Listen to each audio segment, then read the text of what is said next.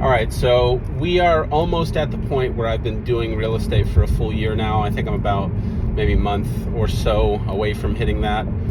And one of the things that I've been able to do that's huge and worked very well for me is turning off the focus on the commissions, turning off your focus on the money.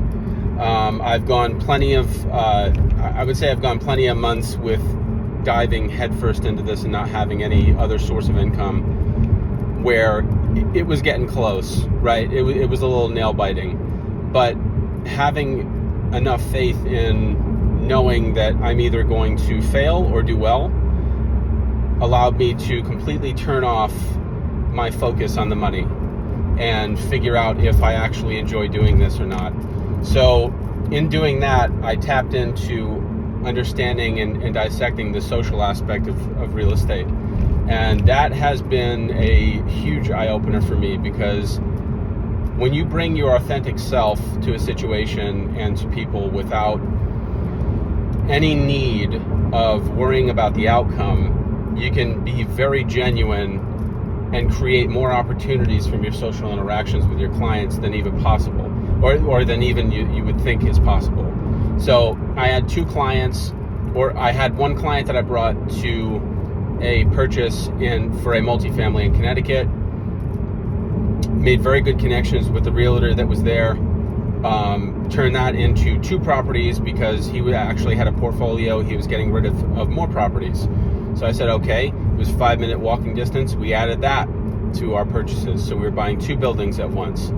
Now I met with the seller, the selling client, when I was looking at the second building, struck up a really good conversation with me. We talked about, property management and things.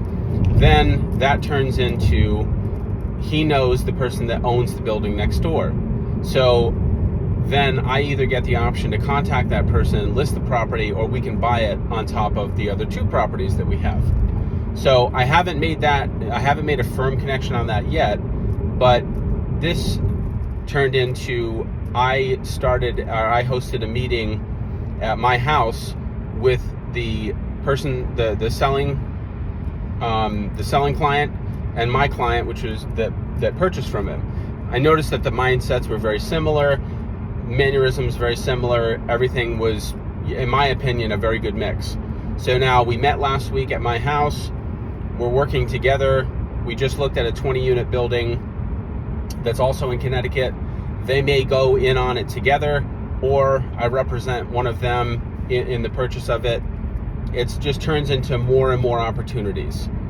And I had nothing in mind of, leveraging anybody or anything like that in any of the meetings that we've had.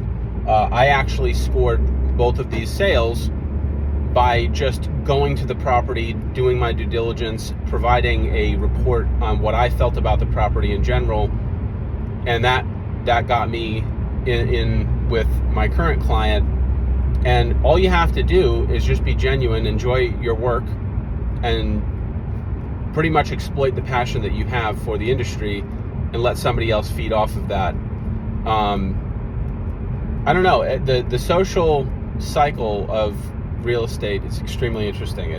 There's a lot about this industry in particular that seems to be based off of psychology, and I'm definitely enjoying myself and look forward to practicing for many more years to come. But I just wanted to share a little bit about my perspective that I've gained over the last couple of months of practicing, because I've gone through, I want to say, probably 16 sales so far, and I'm definitely in the mix to do much more. And it's hard to get into the industry, especially with how it is right now. Most of my sales have been on the buying side, which it seems to be getting a lot harder, which is good, because I'm actually learning tips and tricks on what to do with your offers.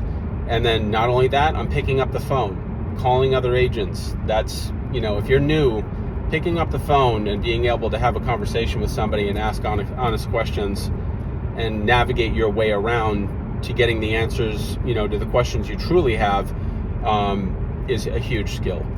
So yeah, that's my 2 cents on what I've experienced so far.